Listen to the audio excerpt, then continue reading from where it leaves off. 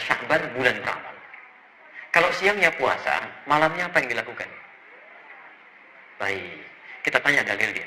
Maka para ulama-ulama salaf dulu, bahkan sejak zaman Nabi SAW, bahkan Nabi melakukannya, sahabat mengerjakannya, tabi'in menunaikannya, ulama menggarisbawahinya. Apa yang dilakukan? Mereka menghidupkan malam-malam Sya'ban dengan ibadah. Malam-malam Sya'ban, apalagi kalau sudah masuk ke pertengahannya sampai akhirnya. Karena mereka merasa waktunya sudah mau berakhir. Mereka hidupkan terus pertengahannya, akhirnya, dan seterusnya. Baik, apa amalannya? Setidaknya ada 3 amalan untuk di malam-malam Sya'ban. Boleh dimulai dari malam ini, silakan. Ya. Kita saling mengingatkan, ya. Boleh, silakan. Ya. Untuk kabari yang lain, ya. 1, sholat. Memperbanyak sholat. 2, berinteraksi dengan Al-Quran, tilawah Al-Quran, mau baca, mau pahami, kan? Mau menghafal, merajaah, mengulang, silakan. 3, memperbanyak doa dan istighfar. Memperbanyak doa dan istighfar. 1, salat. 2, memperbanyak interaksi dengan Al-Quran. 3, memperbanyak doa dan istighfar. Salatnya ada 3 jenis yang bisa dikerjakan. 1, qiyamul lail. Qiyam al-lail, qiyamul lail. 2, tahajud. 3, witir. Qiyamul lail, tahajud, witir. Baik, kalau secara bahasa, qiyamul lail itu semua salat yang dikerjakan di malam hari. Salat pada malam hari. Tapi kalau spesifik istilah fikih, qiyamul lail itu adalah salat yang dikerjakan pasca salat isya dan sunnahnya tanpa diawali dengan tidur terlebih dahulu. Jadi untuk membedakan dengan tahajud. Kalau qiyamul lail, Anda sudah salat isya, kemudian salat sunnah, lalu Anda salat di situ 2 rakaat, 4 rakaat, 6 rakaat, tutup dengan witir 1 rakaat atau 3 rakaat. Itu disebut dengan qiyamul lail. Di luar bulan Sya'ban, umumnya salat ini dikerjakan bagi orang yang belum tentu bangun di malam hari. Karena terlampau lelah misalnya, diduga tidak bisa bangun malam, maka dia salat terlebih dahulu sebelum tidur, tutup dengan witir sebelum tidur. Jelas ya? Tapi di bulan Sya'ban tidak harus menunggu itu. Ya silahkan, nggak apa-apa. Begitu selesai isya, salat sunnahnya, menjelang tidur Anda salat dulu 2 rakaat, 4 rakaat, kan? 6 rakaat, kemudian witir, dan boleh malamnya tahajud lagi. Setelah Anda tidur, silakan, nggak ada masalah. Ya. Nah, dalam konteks qiyamul lail ini, ya, isyarat di Qur'annya jangan mempersulit, mudahkan. Bahkan bacaan-bacaannya pilih yang paling mudah.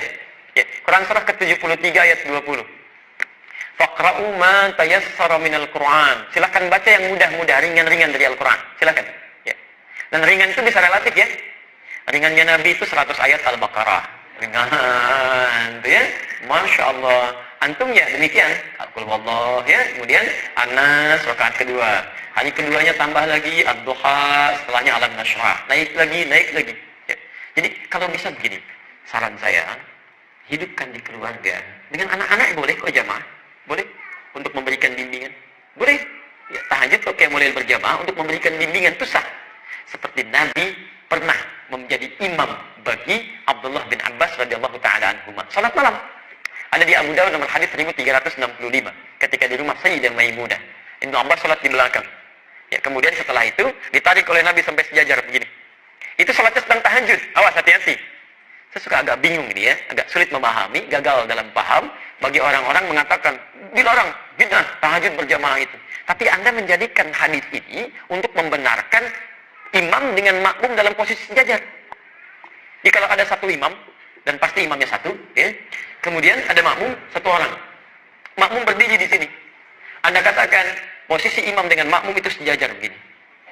Pernah dengar ini? Sah, boleh. Apa hadisnya, apa dalilnya? Karena Ibnu Abbas pernah sholat bersama Rasulullah, kemudian ditarik oleh Nabi supaya sejajar begini. Anda menjadikan hadis itu untuk dalil sejajar dalam shaf. Tapi kenapa Anda kemudian lupakan kalau sholat itu sedang sholat bersama qiyamul lail, tahajud? Jadi ini menunjukkan kebolehan tahajud berjamaah. Apa tujuannya? Barangkali satu, untuk membimbing, mengajarkan. Kalau dalam konteks bimbingan dan mengajarkan seseorang untuk bisa mendapatkan kenyamanan dalam tahajud, itu boleh dilakukan, silakan, gak ada masalah. Kenapa nggak Anda hidupkan? Mungkin anak-anak yang belum kenal qiyamul lail, supaya terbiasa dengan tarawihnya nanti, silahkan bangunkan. Ya, ayo kita mulai dulu hidupkan di rumahnya. Jangan berat-berat, kasih yang ringan dulu. Ya, dan rakaatnya jangan banyak-banyak dulu. Dek, supaya sesuai sunnah Nabi ya, kita 11 rakaat. Masya Allah. Malam pertama, besok gak mau ikutan lagi. Ya. Dua dulu aja, dua, witirnya 1, sudah enak, naik lagi. Qul huwallah dulu supaya nyaman, kan? Begitu besok mau sholat, Pak, kayak kemarin ya, Qul huwallah lagi. Ya, nggak apa-apa, Qul huwallah dulu. Besok, Pak, kok Qul huwallah mulu? Naikin dong. Ad-duha, 4 rakaat, 6 rakaat, 11 rakaat. Begitu akhir bulan Sya'ban, dia terbiasa. Begitu masuk Ramadan, bukankah ada sholat yang dikerjakan dengan berjamaah pasca sholat Isya dan sunnahnya? Sholat apa itu? Tahu. Jadi kalau sudah terbiasa, nanti begitu masuk Ramadan, stabil Pak, Bu. Stabil. Bukan cuma di awalnya sampai akhir. Karena sudah terbiasa, ada kenyamanan di situ. Sholat, tenang, nyaman, awal sampai dengan akhir. Tapi kalau nggak biasa, umumnya, itu numpang kaget aja. Numpang rame tuh. Ada jamaah hore, jamaah kagetan, rame. Di begitu awal puasa, bang, rame ke masjid semua. Dia, Masya Allah, rame. Tapi karena nggak pernah terbiasa sebelumnya, awal-awal, bubar sampai keluar pintu An-Nur. Begitu pertengahan, terjadi kemajuan. Sapnya maju ke depan. Sampai akhir Ramadan. Ini karena nggak pernah dibiasakan, gitu kan. Jadi awal aja coba kita bangun. Semangat yang sama. Ya. Malamnya, yuk bangun tahajud. Tunaikan. Tahajud, maksimalkan. Jadi kalau sudah enak seperti itu, Masya Allah. Bahkan dulu, selevel. Hudzaifah al-Yamani, Al-Mughirah bin Syu'bah, Abdullah bin Mas'ud radhiyallahu ta'ala anhum jami'an, orang-orang baik. Sebagian mereka bahkan dipuji oleh Nabi sallallahu alaihi wasallam. Bacaan Qur'annya indah. Itu datang kepada Sayyidah Aisyah radhiyallahu ta'ala anha, rahimahullah. Di hadis riwayat Al-Bukhari, nomor hadis 2008 sampai nomor hadis 2012. Kaifa kanat salatu Rasulillah sallallahu alaihi wasallam? Ya Sayyidah Aisyah, bagaimana sih salat malamnya Nabi? Saking inginnya mengetahui salat malamnya Nabi. Kata Sayyidah Aisyah, perhatikan. Ini yang paling menarik. La tas'al an hisnihinna wa tulihinna. Gak usah ditanya tentang bagus dan panjangnya salat Nabi. Cukup diketahui saja. Penasaran, diikuti di belakangnya. Di belakang Nabi sallallahu alaihi wasallam. Masya Allah, salatnya itu kata Hudzaifah al-Yamani, indah, itu tenang salatnya. Rakaat-rakaat itu rakaat pertama, kedua, setelah itu istirahat dulu berzikir, Allahumma innaka afuwwun tuhibbul afwa fa'fu anni. Indah, enak. Sesuatu yang ditunaikan dengan tenang, nyaman, ada jeda sejenak, disebut dengan tarwihah. Jamaknya disebut dengan tarawih. Tarawih itu sifat, bukan nama sholatnya, sifat sholatnya. Jadi ketika disebut tarawih, dipopulerkan oleh ulama, ingin memberikan kesan bahwa sholatnya Nabi itu tenang, tidak buru-buru. Nyaman, bisa nggak terbayangkan Pak, 11 rakaat sampai hampir menjelang fajar saking nikmatnya. Ini Nabi, Rasul, ahli surga, dekat dengan Allah, dijamin masuk surga, bebas dari kesalahan, 11 rakaat sampai menjelang fajar. Tenang. Ini Anda Nabi bukan, Rasul bukan, belum jadi ahli surga, belum tentu dekat dengan Allah, 23 rakaat, 7 menit. Allahu Akbar, Allahu Akbar, Allahu Akbar. Itu luar biasa. Lebih soleh daripada Nabi, gitu kan. Maksudnya cepat sekali, gitu kan. Itu kan luar biasa. Tarawih. Tarawih itu ya begitu, tenang. Ya, dan yang dibaca berapa? Masya Allah, saking nikmatnya. Kata Hudzaifah al-Yamani, saya pernah di belakang Nabi. Rakaat pertama 100 ayat Al-Baqarah. Itu pun bukan baca biasa. Begitu berhenti di ayat-ayat tentang surga, berdoa supaya umatnya masuk surga. Begitu berbahas tentang, baca tentang ayat-ayat neraka, menangis memohon supaya umatnya dibebaskan dari azab. Ya, ada kenikmatan dalam sholatnya.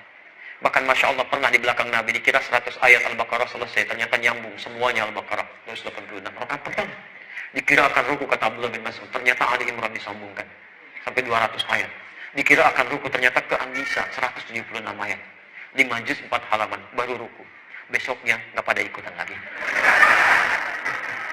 Bukan capek, tapi kata Abdullah bin Mas'ud, bukan capek, saya sering menduga, katanya. Ini saya jadi berprasangka pada diri saya, jadi sering menduga, jadi nggak enak sama Nabi. Ini sekarang bukan rukunya.